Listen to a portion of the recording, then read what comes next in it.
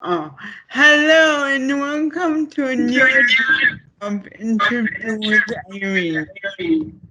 And today my wonderful guest is Michael Modzelewski, who is an author and photographer, and he has been through so many adventures, so I'm very excited to have him on today and to talk about his writing.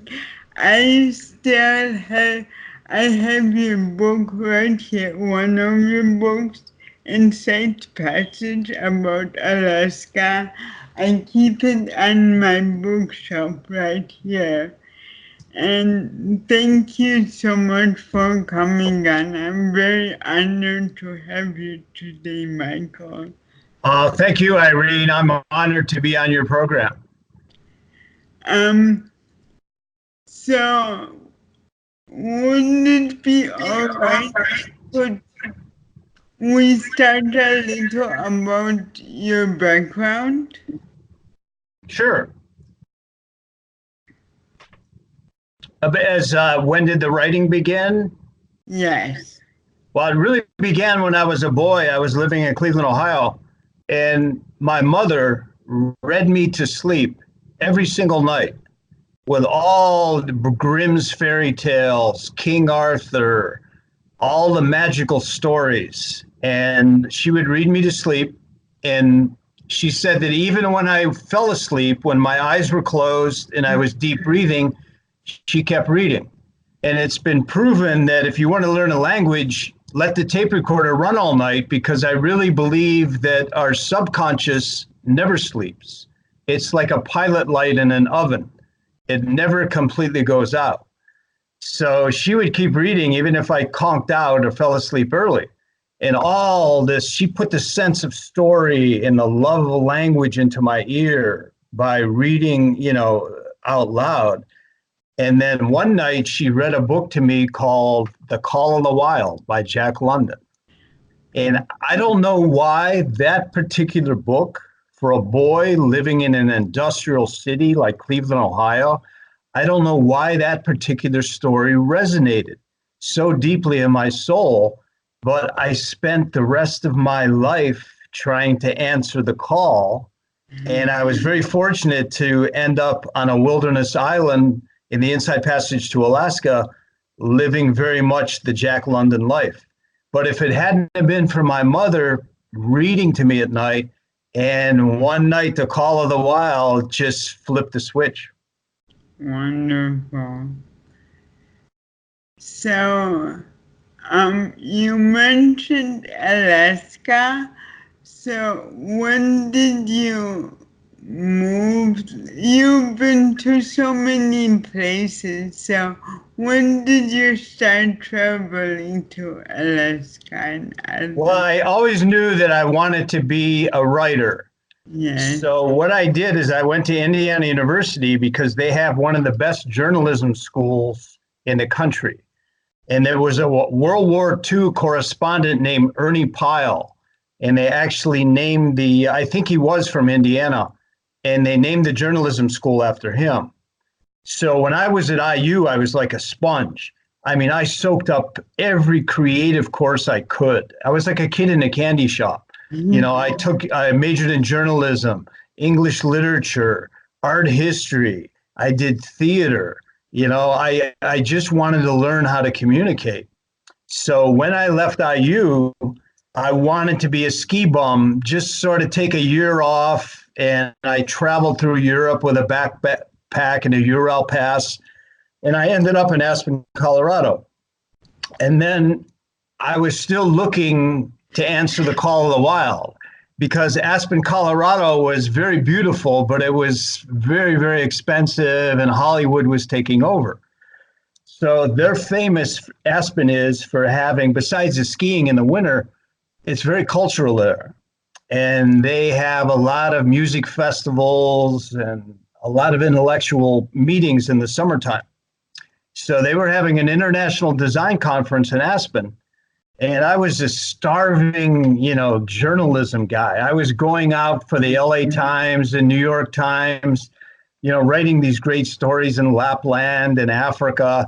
And then I would starve for like a month or two, eating, peanut butter and top ramen until I got the next assignment. Okay. So I wanted to go to this international design conference. They were bringing designers in from all over the world, whether they design clothing or cars, or it was this meeting of the minds. But I didn't have the money for the entry fee. So if you did the labor, if you put up the tents, you were allowed, you got free admission. So after the first day, they said, ladies and gentlemen, take a lunch break, go out in the meadow and watch hang gliders come off the top of Ajax Mountain. They're going to land at your feet. So Irene, this is crazy. Are there accidents in life, or is everything fated? There were 1,000 people in this meadow with their heads back, kind of turning around and around, watching these human kites swirling through the sky. And I bumped into a back. And I whipped off my sunglasses and I turned around to apologize. And I fell in love with this French-Canadian woman named Geneviève, who was an architect in Vancouver, British Columbia. So we skipped out of the conference and we went camping up in the mountains for a week, just the two of us. Totally fell in love. She went back home and I got a letter every day. I miss you, come and see me. So I hitchhiked. I had never been to the west coast of the US. I hitchhiked all the way to Los Angeles, all the way up Highway 1, went to Vancouver, got on Geneviève's sailboat, and we sailed all the way to Juneau, Alaska with killer whales escorting us. Oh my Bears were taking salmon out of the rivers. It was in August at the height of the wildlife when all the salmon are out. And I couldn't believe that place. I mean, this was Jack London. This was, the place I was looking for. So the very last night of my visit with Geneviève, we were back at her place in Vancouver, and the phone rang. And it was a man she had met 9 years previous. They got her phone number at a party in Vancouver, and he wanted to take her out for dinner. And how many men would do this? Geneviève said, Will, I remember you. You live on a wild island. You took your coat off and put it on your garden fence post, and bees made hives in your pockets. You play your Russian guitar on the beach, and the killer whales come in to listen to the concert. You live on that wild island. And she goes, yes, I remember you, but I have Michael's here. I have company. I mean, most men, knowing that another man was already there, would have said, okay, I'll call you in another 9 years. But instead, Will said, okay, the three of us will go out. So the three of us went for Chinese food. Geneviève was ignored. Will had what I wanted. He had Jack London. He had the wilderness. But I would never invite myself to go because that would be rude. But he sensed that I was in a point in my life that was very pivotal. And right before he said, Mike, I got to go. I'm in a hurry. Thank you for the dinner. It was wonderful meeting you. But he said, I'm giving you a formal invitation. Why don't you come up and visit my island? It's 200 miles north and it's 100 years back in time. So he left and I'm going, oh my God, I can't believe I have a chance to go there, to live the dream. But then we all have reasons why we can't do something. We have bills to pay. We have a job, all that responsibility stuff. The fortune cookie came at the end of the Chinese dinner.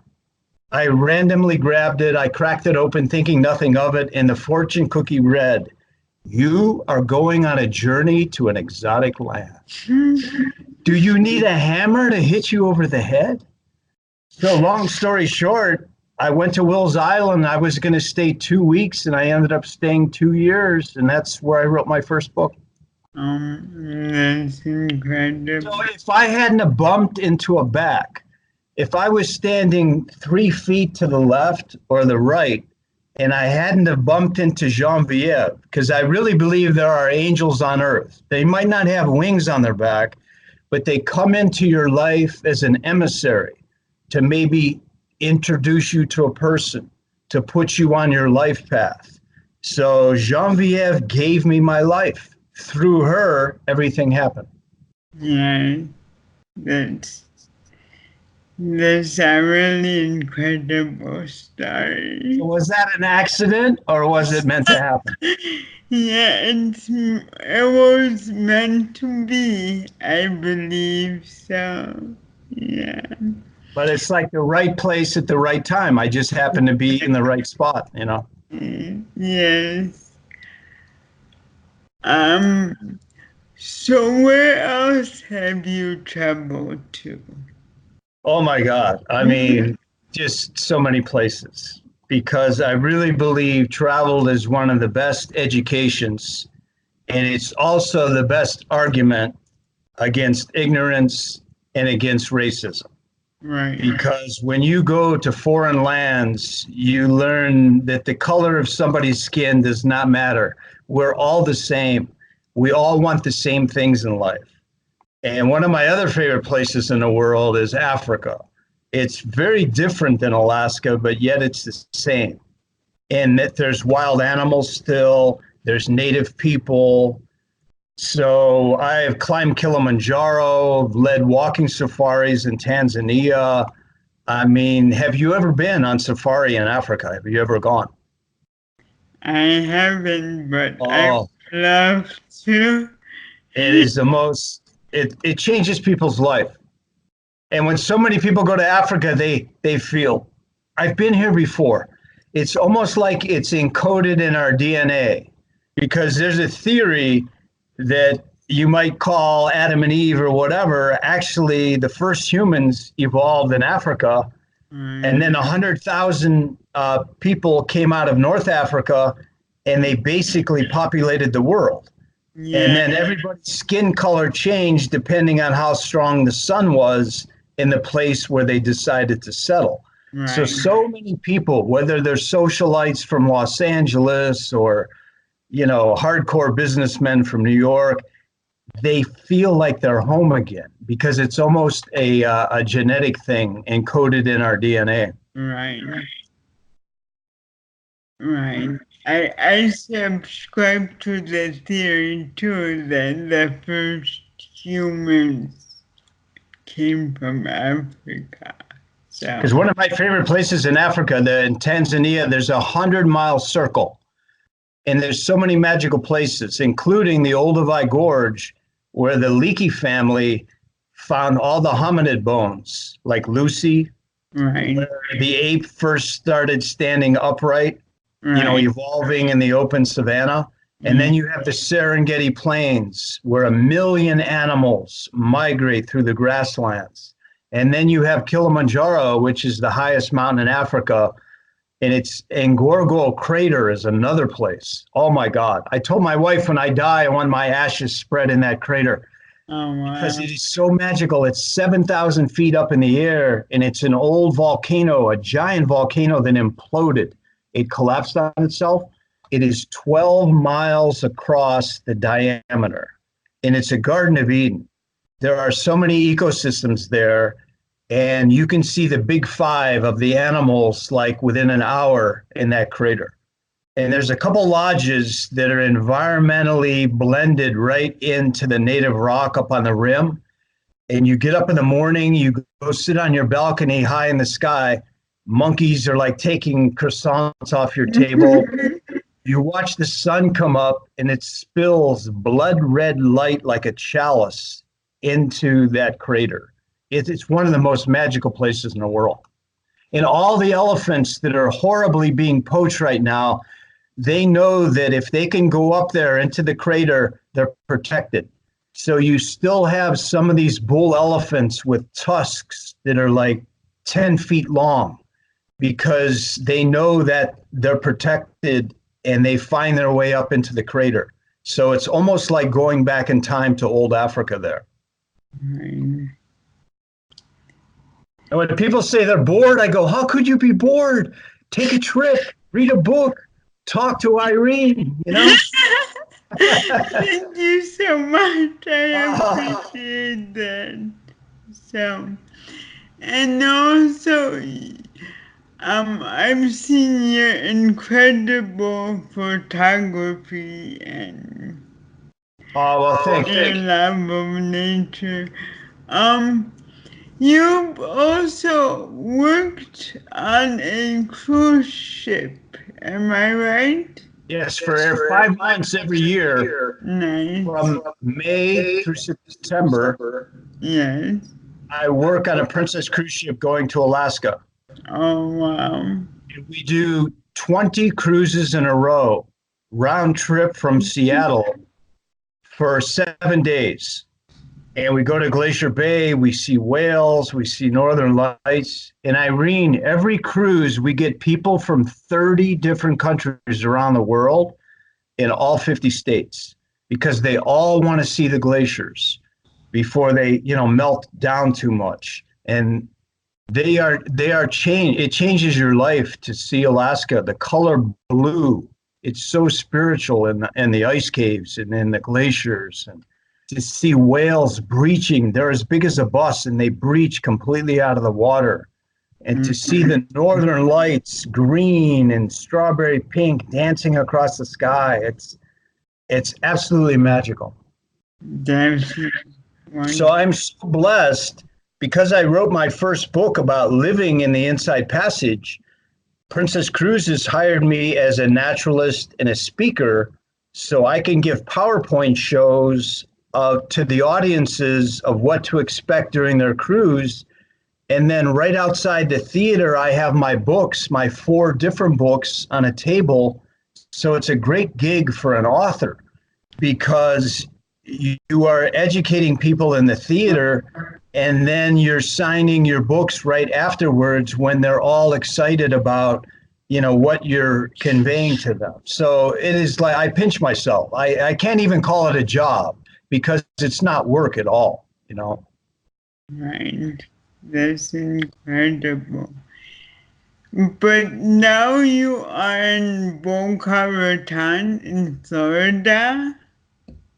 Yeah, we have Um, crazy thing happened to me when I lived on the island. I wrote my first book, Inside Passage, and it was published by HarperCollins. I got very lucky. It was published by a very big publisher in New York City. And then a crazy thing happened. When I lived on the island, the ratio of males to females living in Alaska, there's 10 males for 1 female. In fact, the women that live in Wilderness, Alaska have a saying, the odds are good, but the goods are odd. So it's 10 to 1, and I couldn't find one for 2 years because I was living so far off the grid and so far out there that I was howling like a wolf. I was so lonely. So I write this book, send it to New York, no agent. I did everything wrong, but yet it got published, which never happens that way. And then Cosmopolitan magazine, the women's magazine that goes to 100 countries, it's published in 87 languages. Yeah. Every month they have a single guy that they feature called the Bachelor of the Month that women can write to. So here I am with no dates, no females for 2 years. My book's published in New York City. Cosmo picks me as Mr. November. I come back to New York to do publicity for the book, and I have 5,000 letters and emails waiting for me from women around the world. And for about a year or so, I dated my way down through the mailbags that were reeking of perfume. Every eye was dotted with a pink or purple heart. It was the Cosmo girls are amazing, And then, long story short, that is how I met my wife. And when I read her letter, I said, I'm going to marry this girl right away before meeting her. I flew to Phoenix, Arizona, where Paula was living at the time, and we fell in love. We didn't stop talking for 5 hours, and we haven't shut up since. But she is a flight attendant for United Airlines. And when we were dating before we got married, she threw a T-shirt at me, and it said, "Marry me, fly free." Who's going to say no to that? And if you take away the airfare, that's the most expensive part of traveling or going anywhere. The whole world is your oyster. So because of Paula's job, we're able to travel all over the world for free. It's sit up in first class and ship champagne and eat sushi. And I mean, it's like living a dream, you know? Yes. I have to tell you what happened last April. Paula has always been fascinated with the Orient, with the Asian cultures, China and Japan. So she always wanted to be a geisha. So we went to Kyoto in April, and for 1 hour, three women transformed her from a blonde-haired Swedish woman into a geisha from 200 years ago. Oh, And the is in the studio where they make up the transformation with the makeup, the black hair wig, the kimono. They put the husbands in a waiting room. And I had to go to the bathroom. So I'm walking down the hallway and I walked right by Paula and I didn't even know it was her. oh my God. And she said, Michael, you now have two wives, Paula and Sakura. But that's how crazy our life is. La vida loca, you know? Yeah, exactly. Love the story too.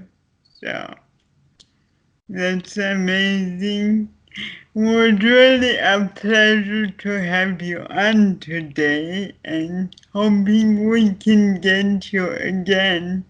It's just absolutely wonderful to talk to you and share some stories. Thank you. Yes. And I'll keep you updated and maybe we'll do it again down the road, you know? Wonderful. I would love that. Totally. Right. And thank you for joining me for another edition of Interview with Irene. I'll see you next time. Bye. All right, Irene. Thank you so much. Bye. I love your program. You're wonderful. Thank you. you.